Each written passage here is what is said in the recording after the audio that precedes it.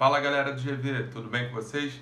Aqui quem fala é o professor Gustavo em mais uma aula de História. Bom galera, o conteúdo dessa aula é a respeito da trajetória dos Estados Unidos e a Inglaterra no século XIX.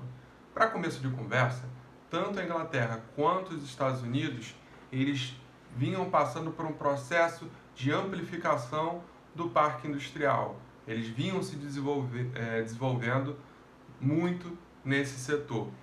Bom, a respeito da Inglaterra, a Inglaterra por volta ali do início do século XIX, ela vai tirar um bom proveito da derrota de Napoleão Bonaparte e nesse sentido, a era vitoriana, a era da Rainha Vitória, vai dar o início ali a uma série de medidas de políticas mais liberais. Essas políticas liberais vão favorecer bastante os banqueiros, os grandes empresários dentro da Inglaterra, fortalecendo mais ainda a onda da Revolução Industrial dentro da Inglaterra, as ondas da Revolução Industrial dentro da Inglaterra.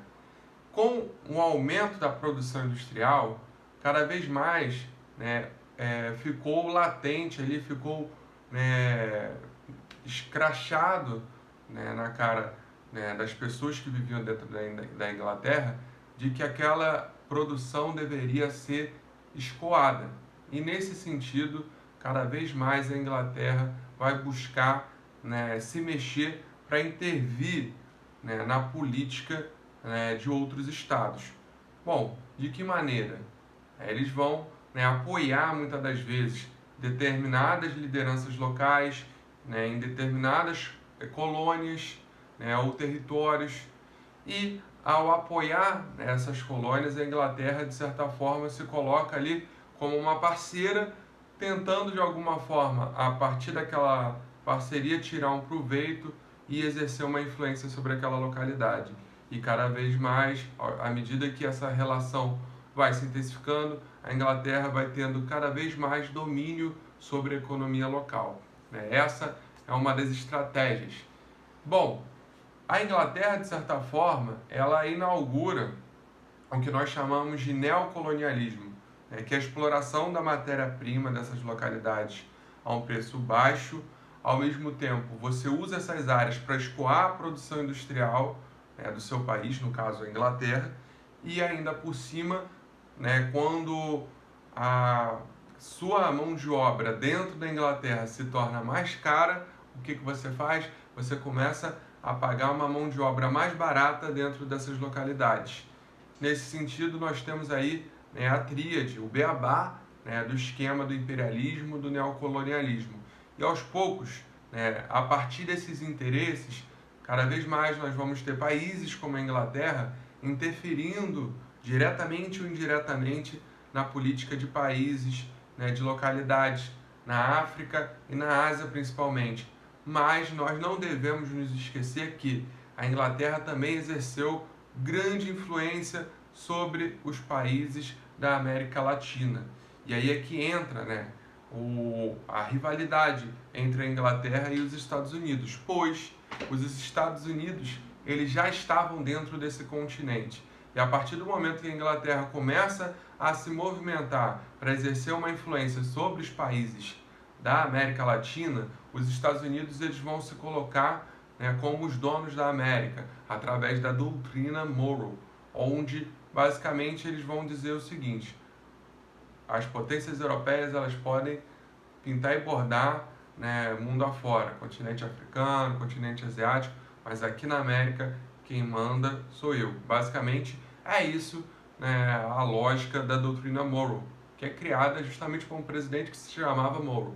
Nesse sentido, só para a gente exemplificar, a Inglaterra, inicialmente ela trabalha um mecanismo muito interessante da gente estar refletindo e pensando, pois durante muito tempo, antes dessa onda de industrialização na Inglaterra, antes dessa questão aí de apoiar a independência, de apoiar lutas, a Inglaterra tinha dentro do seu interior muitas pessoas que utilizavam escravos, pessoas que vendiam escravos, comerciantes que iam até a costa africana para levar escravos africanos e revender escravos africanos no continente americano. E no século XIX, a Inglaterra vai se tornar, do dia para a noite, ou não, vai se tornar, né, a representante do discurso de luta pelo fim da escravidão. E aí é que entra o ponto de reflexão que eu quero que vocês façam. Se a Inglaterra passou, né, por um processo de industrialização que aumentou a sua produção, o interesse da Inglaterra é cada vez mais vender os seus produtos. Dentro dessa lógica de vender os seus produtos, o que é mais interessante? Ter pessoas escravizadas dentro dos países que ela quer ganhar mercados consumidores ou ter pessoas livres assalariadas nessas localidades? A resposta que vocês devem encontrar é justamente a segunda, né? Os ingleses eles tinham interesse em trabalhadores assalariados dentro desses países para conseguir, de certa forma, exercer uma influência sobre um potencial consumidor também, ou um potencial trabalhador, né, uma potencial mão de obra barata. Não, essa é a lógica. E, de quebra, os ingleses, ao fazerem isso, os ingleses ainda vão conseguir, de certa forma, ter a simpatia dessas pessoas. Então, entendem a jogada da Inglaterra? Então, a Inglaterra ela pressiona bastante o Brasil para a libertação dos escravos, coisa que demora bastante tempo. O Brasil, como nós sabemos, é um dos últimos países a abolir a escravidão no mundo, certo? E pouco antes do Brasil abolir a escravidão, nós temos os Estados Unidos abolindo a escravidão, também de maneira tardia. O detalhe é que, mesmo os Estados Unidos passando ali por um processo de industrialização, principalmente no norte, os Estados Unidos ainda mantinham, em boa parte dos estados da região central e da região sul dos Estados Unidos, nós tínhamos ainda a escravidão legalizada. Então, num determinado momento, quando nós temos o presidente Lincoln assumindo a presidência dos Estados Unidos ali por volta de 1860, nós vamos ter ali a cisão dos estados do norte contra os estados do sul. E essa cisão dos estados do norte, que estavam a favor da libertação dos escravos, contra os estados do sul, vai gerar a chamada Guerra de Secessão, a Guerra Civil.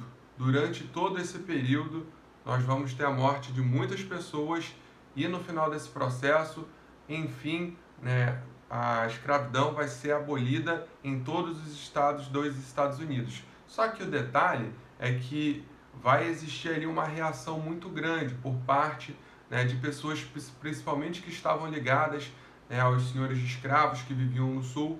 Vão ter pessoas que mais à frente vão tentar retomar um discurso de superioridade branca e vão estar debatendo e colocando leis dentro da Constituição norte-americana a favor de divisão de lugares entre negros e brancos.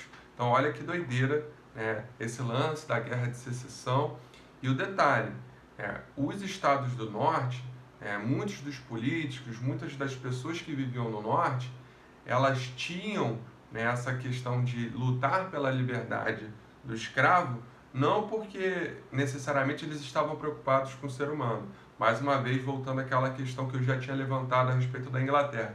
Eles estavam mais interessados em modernizar a economia norte-americana, já que já não era mais interessante ter um sul extremamente agrário, todo em volta ali da questão do latifúndio e com muitas pessoas ali dentro daquela lógica da escravidão, não tendo uma circulação maior de riquezas, porque o trabalhador assalariado ele é uma peça dentro da economia capitalista, certo? Então, o que acontece é que o pessoal do norte estava mais preocupado em ter mais pessoas assalariadas para fazer a economia interna dos Estados Unidos circularem. Esse que é o grande X da questão. E dentro da Guerra Civil, nós temos os Estados Unidos, de certa forma, aprendendo que a indústria das armas é uma indústria que gera muito dinheiro. Eles vão ter, na prática, dentro do próprio país, um exemplo disso. E eles vão levar isso para né, a trajetória dos Estados Unidos nos próximos anos. Não é à toa que os Estados Unidos se tornaram, né, e são até hoje, né, os maiores fabricantes de arma no mundo. Né? A indústria das armas dá muito dinheiro, certo? Bom, mas a respeito dos Estados Unidos, quando eu falei daquela questão da doutrina Monroe, os Estados Unidos, lá no comecinho do início do século XIX, antes de todo esse rolo da questão da Guerra de Secessão, da Guerra Civil Norte-Americana, os Estados Unidos, eles tinham um território muito menor. Existiam pouquíssimos estados, né, em relação ao quantitativo de estados que hoje os Estados Unidos possuem, certo? Se a gente pegar o momento da independência, a trajetória no século XVIII, século XIX, né, principalmente, nós vamos ver que os Estados Unidos eles vão anexando diversos territórios. De que maneira? Territórios através de acordos, tanto com a Inglaterra, certo? Nós vamos ter também, né, venda de pedaços de terra por parte da Espanha, por parte do México. Nós vamos ter também avanços por parte de cidadãos norte-americanos, de cidadãos estadunidenses, pegando pedaços de terra do México. Então, aos poucos, os Estados Unidos eles vão conseguir aumentar bastante o seu território e tornar esse território que é hoje. E eles não ficam, né, satisfeitos somente com isso. Eles também vão estar intervindo durante todo o século XIX, se aproximando cada vez mais, dos líderes das independências nas Américas, né, na América Central, na América do Sul, para conseguir tirar proveitos econômicos e cada vez mais também intervir na política local desses países. Então, de certa forma, se a gente tem que resumir a trajetória dos Estados Unidos e da Inglaterra no século XIX, nós temos algumas palavras-chave. Bom, Revolução Industrial, no caso, grande crescimento industrial dos dois países. Nós temos também imperialismo, a postura imperialista de tentar influenciar ao máximo países e territórios para além dos seus domínios, para você desenvolver relações comerciais favoráveis aos seus empresários, certo? Então, para aumentar também a possibilidade de aumentar os seus lucros das empresas do seu país. E, ainda por cima, nós devemos levar em consideração que todo esse processo, tanto interno nos Estados Unidos, quanto da postura da Inglaterra de se colocar como liderança na luta pelo fim da escravidão, vão levar justamente, né, ao fim da escravidão até ali, né, ao final do século XIX, início do século XX. Então a participação desses dois países é muito importante, ainda que a gente deva levar em consideração a lógica das pessoas que estavam articulando isso, tanto na Inglaterra quanto no norte dos Estados Unidos, certo? Gostaria de agradecer, né, a visualização de vocês no vídeo. Acompanhe a nossa agenda digital, acompanhe o nosso roteiro de estudos. Um forte abraço a todos e até a próxima, galera!